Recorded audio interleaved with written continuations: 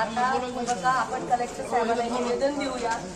इथं आपण सरकारच्या विरोधात आपला आक्रोश आहे. आपले लोक इथल्या अधिकाऱ्यांच्या विरोधात नाही. त्यामुळे आता आणि दादा अरे देत कसं नाही